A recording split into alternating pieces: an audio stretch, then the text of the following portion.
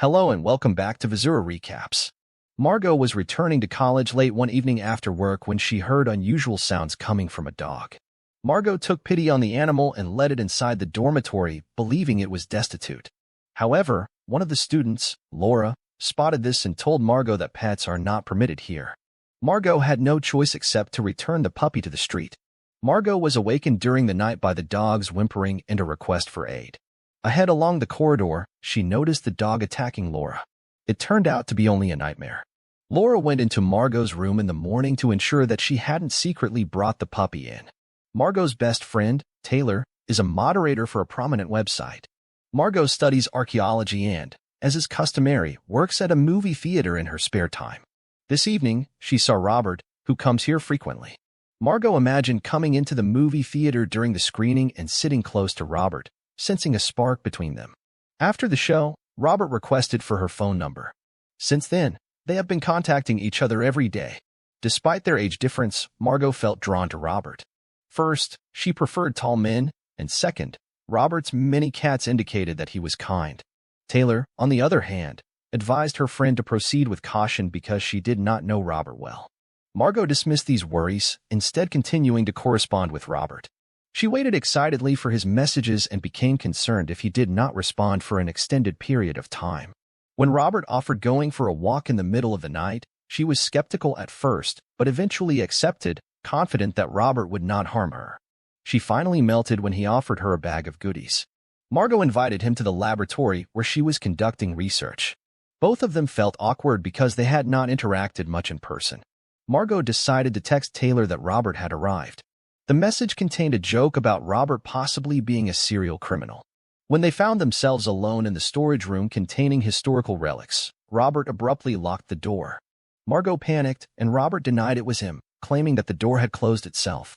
Margot threw a tantrum, convinced that Robert had done it on purpose and intended to injure her. To calm her down, Robert had no choice except to smash through the door. In doing so, he accidentally broke an ant farm, killing practically the entire ant colony, including its queen. Dr. Enid Zabala was devastated, as she had raised this colony for 17 years. Margot and Robert were both deeply embarrassed by the incident. They went in quiet along the street. Margot broke the silence first, thanking Robert for the snacks and apologizing for her actions in the storage room. They decided not to count this as their first date and started anew. Margot expected a kiss, but Robert never made the first move. Margot returned home while on vacation. Throughout this time, she kept messaging Robert. Of course, the parents observed that their daughter kept the phone in her hand. Margot's stepfather, Ernie, celebrates his birthday today. Everyone is apprehensive about the approaching party. Ernie, who is reaching 60, does not want anyone to disclose his age. Margot's mother chose to have an open chat with her daughter, believing that it is still too early for her to enter into meaningful partnerships, especially given that she does not know Robert well. The party was a lot of fun. Later, after leaving the visitors, Margot spoke with her ex-boyfriend Clay, who said that he no longer felt the need for romantic relationships. Clay didn't want Margot to think it was because of her, but she understood. She couldn't sleep at night and, dressed in lovely nightwear, shot a selfie and emailed it to Robert. However, she never received a reply. Margot was unhappy because Robert kept ignoring her texts. She didn't realize what she'd done wrong.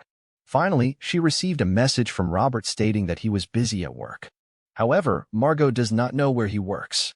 The semester started. During a break, Margot told Taylor that Robert was avoiding meeting her. Taylor believes it is inappropriate that Margot always initiates contact with him and insists on meeting up herself. However, Margot was determined to see him again. So when Robert suggested going to the movies, she readily accepted. In the evening, Robert waited for her on campus. After several weeks apart, they finally met. Margot entered Robert's automobile without dread. Deep down, she knew she could expect anything from Robert. Margot watched enviously as couples embraced and shared popcorn from the same bucket in the movie theater, but Robert was entirely absorbed on the film and didn't notice Margot's attempts to get closer. Following the movie, Robert noticed that Margot was agitated about something. He had true romantic feelings for Margot and did not want her to be uncomfortable around him. Robert recommended traveling to a specific location, but the girl was not permitted to go because she was not yet 21. Up until that time, Robert had assumed she was older, but Margot was just 20. She couldn't hold back her tears, feeling silly. Robert found this touching and couldn't help but kiss her. It was Margot's worst kiss ever.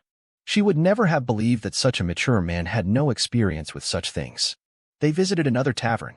Margot disregarded Taylor's call. Margot toasted Robert, who had brought drinks. Later, when in the restroom, Margot called her buddy and informed her what had happened. Taylor recognized Margot's voice as inebriated and recommended her to get a taxi right away. Margot had a whole different plan. She found Robert pleasant and amusing. Margot was confident that Robert would be thankful to her, which would enhance their friendship. They arrived at Robert's home. He was obviously nervous. Inside, it was fairly comfortable. Margot inquired about Robert's cat, but he either did not hear the inquiry or simply avoided responding. Taylor was anxious about her pal and continued texting her. Margot still had concerns that Robert was not who he claimed to be, but she tried not to focus on these thoughts. Robert recommended going to his room. Margot accepted, despite her inner voice telling her that Robert was not the appropriate guy. What if he's dangerous? Margot understood too late that she should not be here. She was worried about upsetting Robert, who was acting clumsily. All Margot wanted to do was go as quickly as possible. It was the worst decision she'd ever made. When it was over, Robert recommended we watch a movie. Margot had been feverishly looking for an excuse to leave the entire time. It was only now that she discovered Robert's true age. He was 33. Margot had expected him to be considerably younger, so this was a disappointing surprise. Robert is confident that something sincere has begun between them. Margot is the girl from his dreams. When Margot announced it was time to return to the dorm, Robert became unhappy. He had assumed Margot would stay until morning, when he would prepare her breakfast. Margot stated that her buddy would be worried. After all, Robert was the one who drove Margot. On the way, she dreaded a violent reaction from him, but Robert remained cool. When Margot entered her room, she received a message from Robert. He would not leave her alone now. The next morning, Margot's typical routine resumed. She wanted to forget last night as if it were a horrible dream. During a pause in the dining room, Taylor inquired about the proceedings. Margot stated that it was simply dreadful. Meanwhile, Robert continued to flutter with signals. Taylor recommended barring him on her phone and social media, but Margot believes this is too severe. Only now did she realize she had not seen a single cat in Robert's apartment. Taylor saw this as a disturbing indicator. Perhaps he had purposefully lied about the cats to seem innocent. This indicated that Robert had something to hide. Margot ignored Robert's messages all day, but he remained persistent. Margot felt powerless and angry. In the evening, she planned to send Robert a lengthy message about being preoccupied with her studies and unable to visit him. However, when Robert sent her a charming video, Margot was unable to break up with him. Taylor decided to take matters into her own hands and snatched her friend's phone before locking herself in another room. She wrote Robert a note on Margot's behalf, stating that their relationship was finished. Margot was terrified that Robert would harm himself as a result of his anguish, and she was waiting for a response. Taylor was present to provide assistance throughout. Finally, a response arrived. Robert apologized but wished Margot good luck. Margot felt both relieved and guilty at the same time. Later, Margot and Taylor were drinking at a bar with their student pals. Margot noticed Robert and hurriedly departed. Her pals left with her.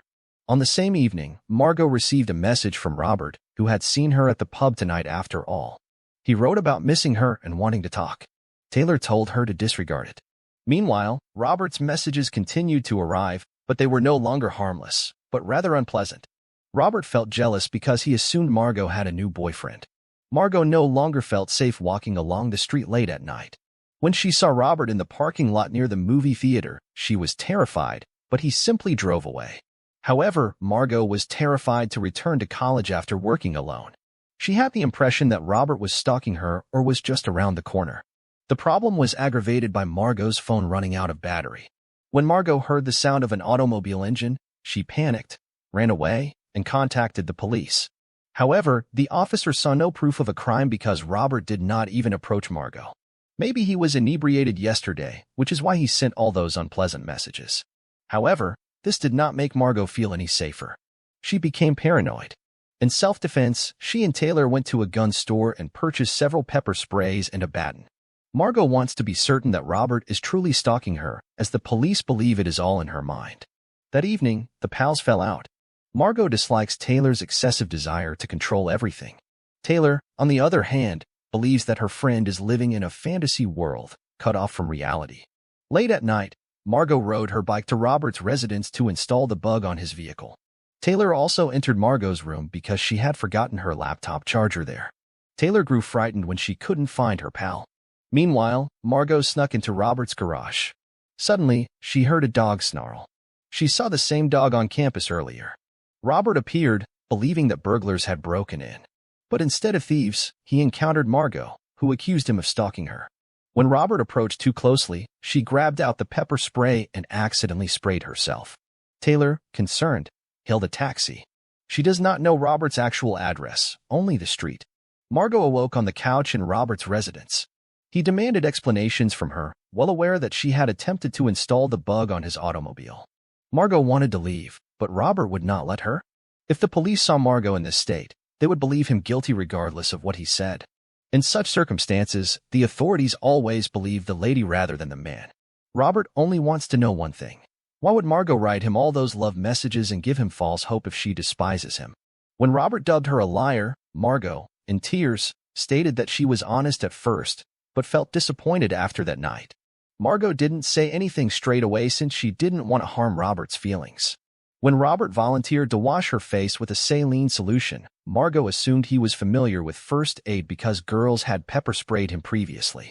However, Robert only knows this because he is a nurse. Margot never considered asking where he worked. Now, Robert cannot let her go just like that since she would instantly go to the police and give her version of events. Margot pledged not to do this and even offered to sign a contract, but Robert no longer trusts her.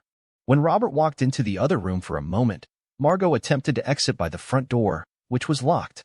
So Margot was going to dial 911. When Robert saw this, he grabbed her phone. A brawl broke out between them. Robert couldn't let Margot escape, or everything would be over for him. By the way, Robert's residence has at least one cat. Margot attempted to escape through the garage, but Robert caught up with her. During the scuffle, they accidentally spilled combustible substance, resulting in a fire. The doors and windows were locked. Robert screamed for aid, but no one heard him. When Robert raised the cover of a hatch on the floor, Margot became suspicious.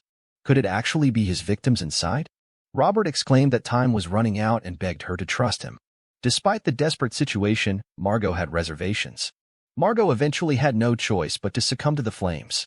When Taylor saw the fire, he asked the driver to get there. By daybreak, the firefighters had extinguished the fire but discovered no one. Taylor could only hope for the best. Suddenly, one of the firefighters shouted that there was someone in the basement. When they opened the hatch, they discovered Robert and Margot unconscious. Taylor felt enormous relief when he realized they were both still alive. Margot awoke at the hospital. Her family was already present. After some time, Margot was released from the hospital. She felt awful as she passed Robert's burning house. Margot only knows that following the incident, Robert resigned from the hospital and relocated. Margot returned to work at the movie theater. An attractive guy requested her for her phone number. That was the end of the video. I hope you enjoyed it.